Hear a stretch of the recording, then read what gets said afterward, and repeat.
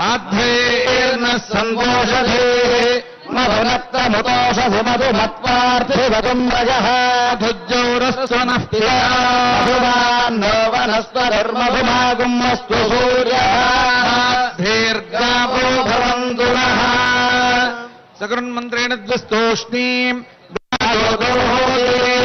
విరాజోదోహమసీయ మమ పద్యాయ విరాజ తూష్ణీం చతుర్భరాజమనీయం అమృతాపిధానమసీ.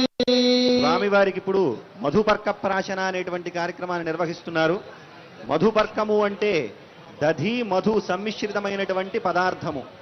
దేనికి దీన్ని ఇస్తారయ్యా అంటే సాధారణంగా వచ్చినటువంటి అల్లుడు గారికి మామగారు నూతన వస్త్రాలను ఈ సందర్భంలో ఇస్తారుట. కాబట్టి నూతన వస్త్రాలను ధరించాలయ్యా అంటే శాస్త్రం ప్రకారం నోరు తీపి చేసుకున్న తర్వాతే నూతన వస్త్రాలను ధరించాలి. అంతే తప్ప కొత్త బట్టలు తెచ్చారు కదా అని వెంటనే వాటిని ధరించకూడదు. అలాగా నూతన వస్త్రాలను ధరించిన తర్వాతే దాన్ని మధువుని సేవించిన తర్వాతే దాన్ని ధరించాలి. కాబట్టి వచ్చినటువంటి అల్లుడు గారు ఏం చేస్తారయ్యా అంటే దధిమధు సమ్మిశ్రితమైనటువంటి పదార్థాన్ని ఇవ్వటం జరుగుతుంది.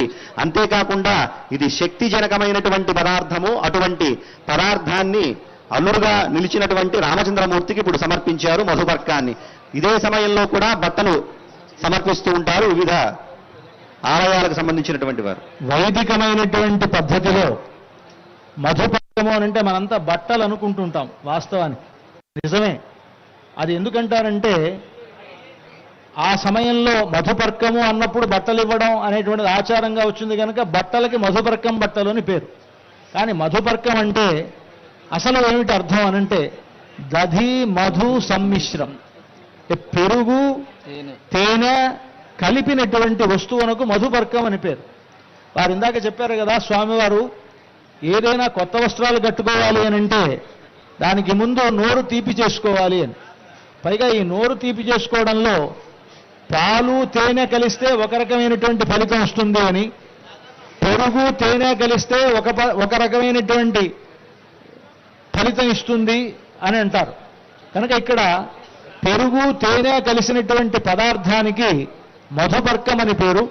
అటువంటి మధుపర్కాన్ని ఇక్కడ వైదికమైనటువంటి ప్రక్రియలో విరాజోదోసి విరాజోదోహమసీయ మమ పద్యాయ విరాజ అనేటువంటి మంత్రాన్ని చదువుతూ ఒక్కసారి, మంత్రాలు లేకుండా తూష్ణీం చతుర్థమాచమనీయం అని మంత్రంతో సంబంధం లేకుండా ఒకసారి అని ఇలాగా మొత్తం 3 సార్లు ఆ మధుపర్కాన్ని స్వామివారికి సమర్పించడం జరిగింది.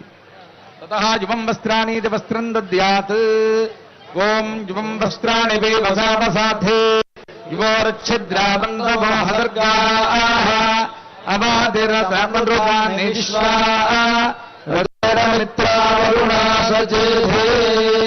శ్రీమదఖిలాండకోటి బ్రహ్మాండ రాజకులైన భద్రాచల శ్రీ సీతారామచంద్ర మహాప్రభు వారి దివ్య కళ్యాణ మహోత్సవ సమయమందు భక్తులు రాష్ట్రప్రభు సమర్పించిన వస్త్రం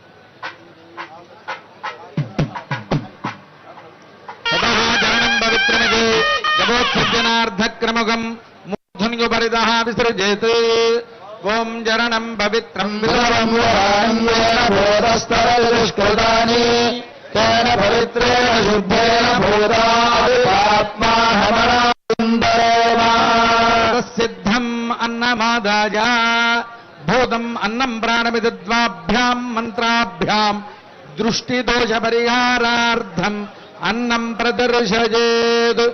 ఓం భూతం సుభూతం సారాయ తన్మాశాయుధస్య దేశీయ తన్నూర్జన్ధాః. ఓం గల్వయజ అన్నం ప్రాణమన్నమపానమాహుః అన్నం మృత్యుందము జీవాదు బాహుః అన్నం బ్రహ్మాణో జరసంవదంతి అన్నమాహుః ప్రజననం ప్రజానాం మోఘమన్నం విందతే అప్రజోదాః.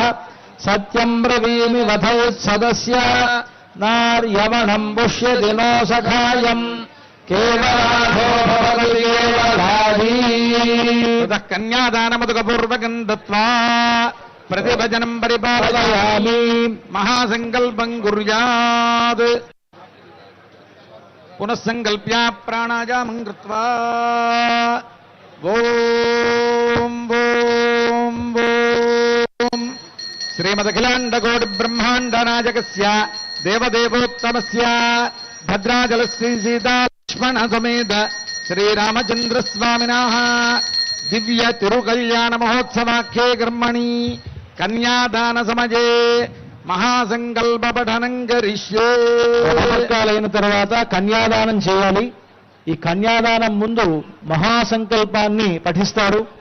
ముఖ్యంగా ఈ సమయంలో అందరూ నిశ్శబ్దంగా ఉండి ఈ మహాసంకల్పాన్ని వింటే తద్వారా గొప్ప ప్రయోజనం లభిస్తుంది అని, భగవంతుని యొక్క అనుగ్రహం కలుగుతుంది అంటారు కనుక అందరూ ఈ మహాసంకల్ప పఠనాన్ని వారు పారాయణ చేస్తుంటే దాన్ని చక్కగా మనం శ్రద్ధగా ఆలకిద్దాం.